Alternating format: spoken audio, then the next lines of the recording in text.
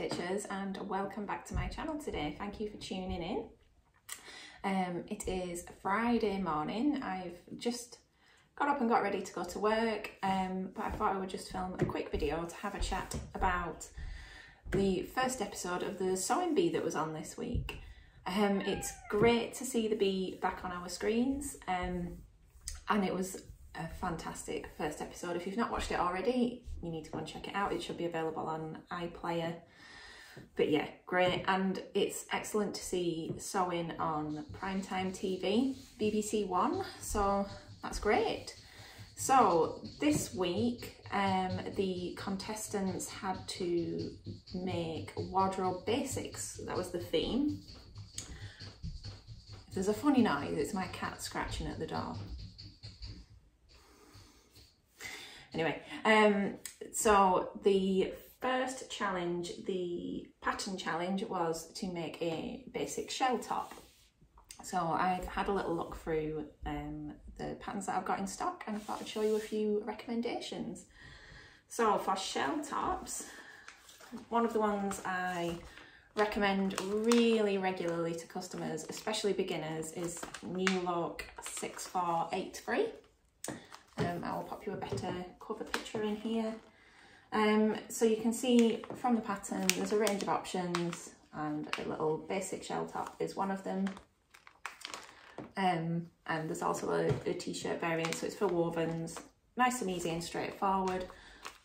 It's one of these where it claims that you can do it in an hour, but I don't think I ever really believe them.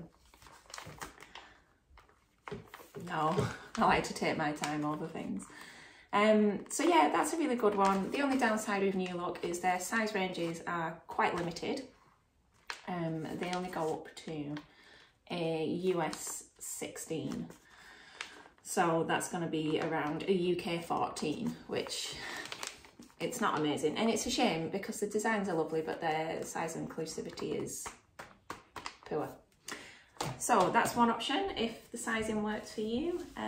Another one that I found on the shelves yesterday is the Cashmerette Springfield top. Another nice basic woven tank.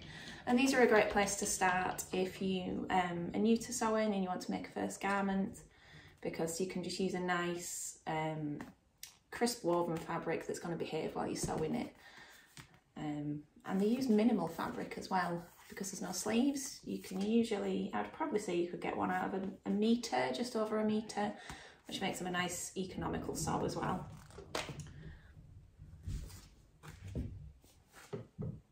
Finn. This is Finn, everyone. Bit naughty.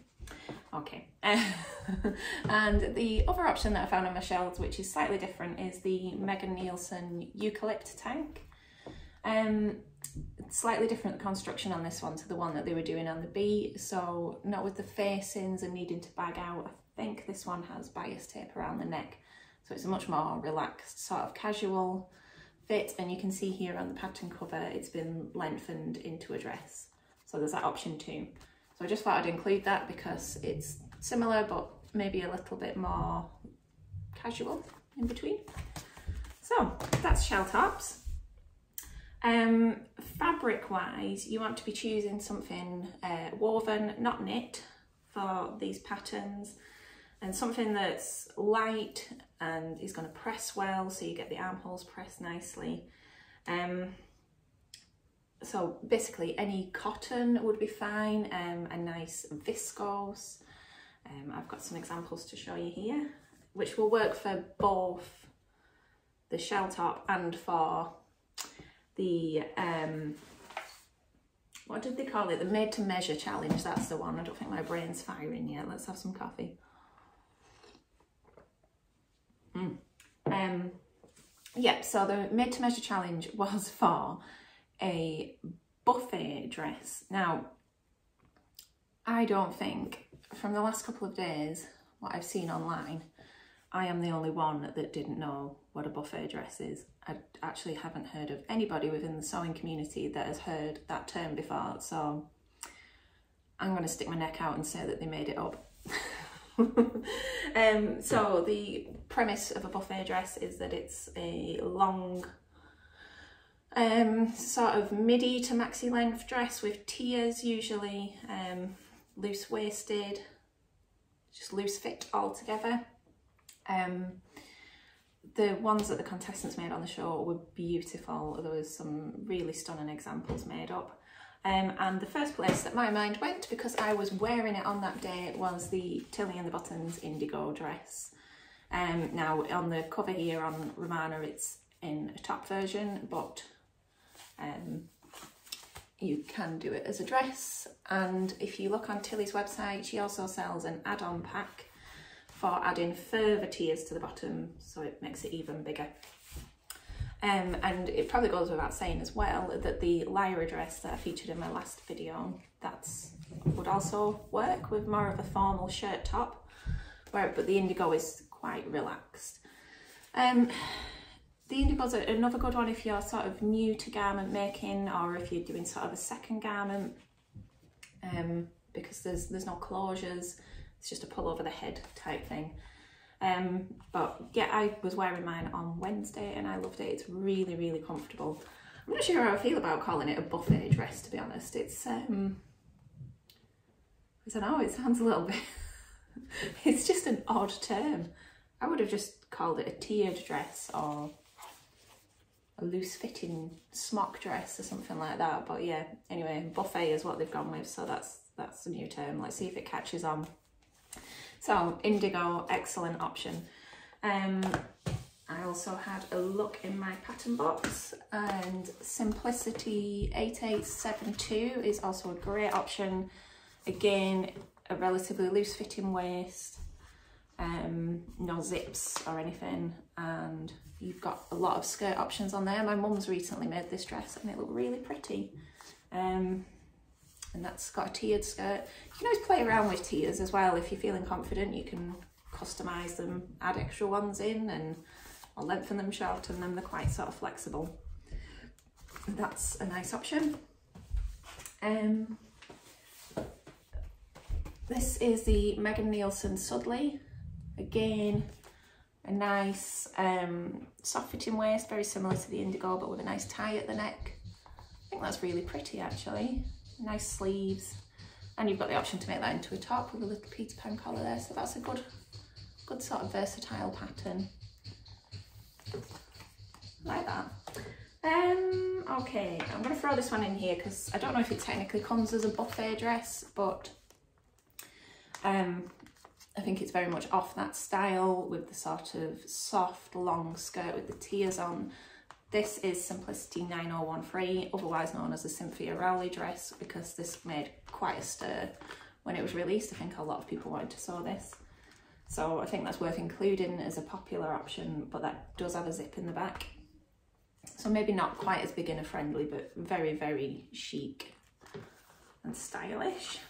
And finally, I picked out Simplicity 8875. Now I am fairly sure that one of the contestants, it could have been Rebecca, used this pattern. If not, it was very similar to her dress.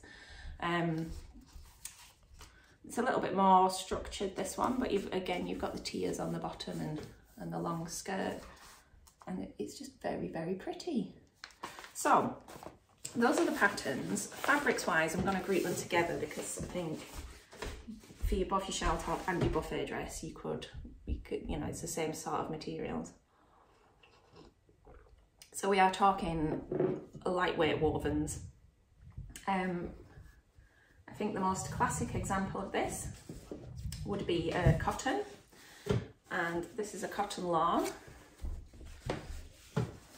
Now you might recognise this because one of the contestants used this fabric, but in a different shade. So this one's got cactuses on it. Now you can see the movement on there. Like any fabric, cotton comes in different weights and sort of different thread counts. Lawn has a very high thread count and is very fine, so it drapes well and it moves well and it gathers well. So for garments, it's ideal. You'll find that some stiffer cottons you can buy, in particular quilting cottons, won't give you quite the same finish with a garment. That's not to say it's wrong, it's just you're not going to get that kind of flowing structure that you want with the gathers and things. So I made my Lyra dress in a cotton lawn as well, so that's kind of a real life example of how it moves. But yeah, lovely. It's a bit creased, that bolt, but there you go. So that's cotton. I would thoroughly recommend that, and it's so easy to sew. It's just well behaved. Things line up. On the cotton theme, double gauze is another excellent option, especially for summer. So double gauze is basically two very fine layers of gauzy cotton tacked together at random intervals. I'll say random, at intervals. And you end up with this very lightweight, breathable, soft fabric. It's probably more commonly known as cheesecloth. It's very similar to muslin. It reminds me of the texture reminds me of like the burp cloths you get for babies. And I spent a lot of years with them over my shoulders. This one's black with a gold speckle on it. I adore this fabric. So nice, and it moves beautifully, lovely and soft. So that's a great summer option. I 100% have my eye on this. Sorry, Finn. Okay, continuing the lightweight summer theme, you could go with a linen blend. This is a linen look. I always get these mixed up, so this doesn't have any linen in it. This is a cotton and viscose blend. So lovely and lightweight. So if you're swishing out all those gathers, this will be great. I did not just dip that in my coffee, no I didn't. That wouldn't be good. But yeah, really pretty. You can get some lovely prints on linen looks. I've got some in at the moment, and they've sold pretty quickly, so I'll have to get some more. Been quite popular. Summer dress season must be back. Okay, so otherwise, I seem to have picked up some blacks this morning. Viscose. Viscose is one of my best friends. I recommend it to my customers a lot. Lightweight, breathable, and quite affordable and fairly easy to sew. So the thing with viscose is you get the most amazing drape. Hang on, let's just move this coffee. Meow. You just come in, why do you want to go out already? Cat life. So you can see the movement on there. So lovely. I've got a dress in this one actually. Very pretty. But yeah, so you can see the movement on there. Viscose is perfect. I would always recommend it for a dress like Indigo or any of the others that I've shown you, or the shell top. It'd be lovely. Less so if you're a beginner. If you're a beginner, I'd start with a cotton. But this is definitely something to move on to when you're a little bit more confident in your techniques, because just being that bit finer and a bit slippier, you just need a little bit more confidence to deal with it. So lastly, I'll show you a couple of polyester options. This is the crepe de chine. I think I've shown this fabric before on another video when it came in. But yeah, beautiful. The main advantage of polyester is it doesn't crease. So that's ideal if you've got all those big voluminous, did I say that right, gathers and things, that you're not creasing them every time you sit down. But amazing drape. The fluidity on these fabrics is lovely. So that's a great option. And there's plenty of polyesters or poly crepes on the website.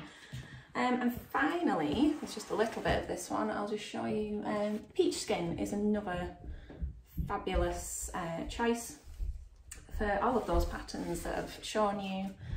In particular, I think it'd make a really nice shell top, but it really does not wrinkle at all. And unlike a crepe or a viscose, this is actually really easy to work with. So I have a lot of good things to say about peach skin. There's only a tiny bit left on this bolt, but I just grabbed it off the shelf to show you.